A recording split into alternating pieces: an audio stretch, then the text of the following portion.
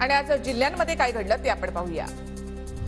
राज्यामध्ये पुढील 2 दिवस होरपळीचे पारा 40 अंशांवरच राहण्याची शक्यता। विदर्भात उष्णतेच्या लाटेचा इशारा। रात्रीच्या उकाड्यातही वाढ होण्याचा अंदाज। राज्यामध्ये पुढील 2 दिवस उष्णतेची लाट आणि अवकाळी पावसाचा इशारा। गुढीपाडव्याला अनेक जिल्ह्यांमध्ये हलक्या सरी बरसणार हवामान विभागाचा अंदाज। सोलापूर जिल्ह्यामध्ये मोठ्या प्रमाणामध्ये पाणी टंचाई। जिल्ह्यातील 34 गावांना टँकरद्वारे पाणी पुरवठा, तर हजारो हेक्टरवरील पिकं धोक्यात।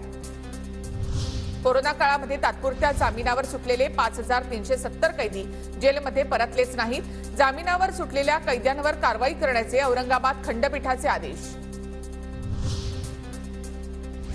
नांदेड जिल्ह्यामध्ये हळद काढणीला सुरुवात। वातावरणातील लहरीपणामुळे यंदा हळद उत्पादनामध्ये घट, मात्र हळदीला चांगला दर मिळत असल्यामुळे शेतकऱ्यांना दिलासा। पंढरपूरच्या विठ्ठल रुक्मिणी मंदिरात 19 एप्रिलला चैत्र यात्रेचा सोहळा।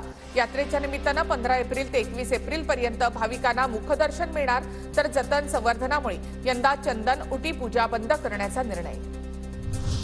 नाशिकच्या सप्तशृंगी देवी गडावर 16 एप्रिलला चैत्रोत्सव साजरा होणार। विविध कार्यक्रमांचं आयोजन। भाविकांच्या सुरक्षेसाठी मंदिर परिसरात 255 कॅमेरे।